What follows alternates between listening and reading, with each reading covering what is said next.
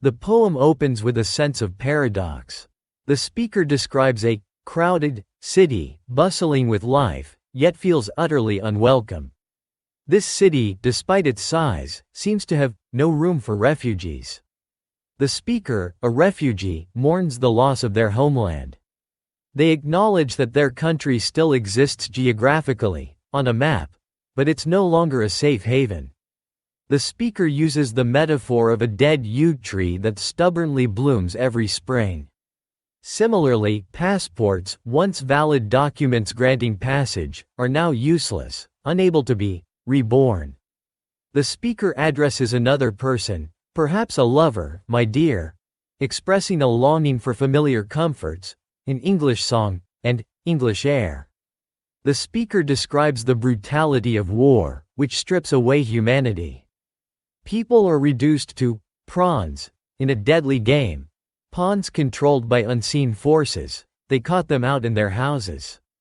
The speaker contemplates seeking refuge in another country, but the welcome is far from certain. They question if this new land will offer sanctuary, or just another form of imprisonment, wired to a wall. The speaker expresses a constant fear of being captured by soldiers.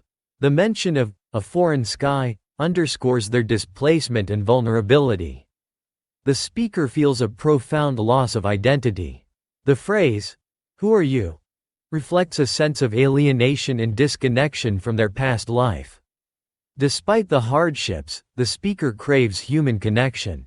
They long to hold your hand and experience a sense of normalcy. The poem shifts to a broader perspective. The snowy plains symbolize war-torn Europe, where countries, once neighbors, are perpetually ready to fight. Soldiers are portrayed as robots following orders, searching for a refugee. Their actions are devoid of compassion or understanding. The poem ends on a bleak note, with the soldiers approaching. The speaker's future remains uncertain, filled with fear and the constant threat of violence. Auden's Refugee Blues paints a stark picture of displacement and despair. The opening lines create a paradox, a bustling city brimming with life, yet offering no room for refugees. This sets the stage for the poem's core theme, the struggle of finding acceptance and safety in a world seemingly indifferent to the plight of those forced to flee their homes. The speaker mourns a lost homeland. Though their country exists physically, on a map, it's no longer a place of refuge.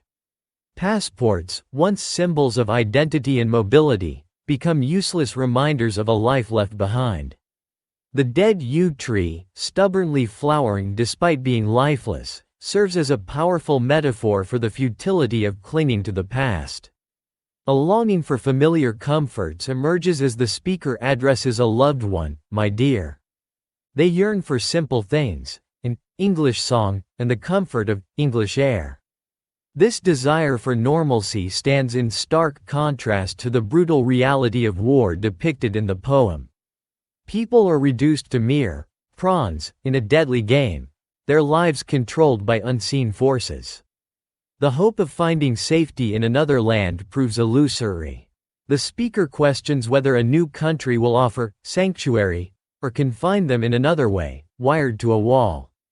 The uncertainty of their future adds another layer of anxiety to their already precarious existence.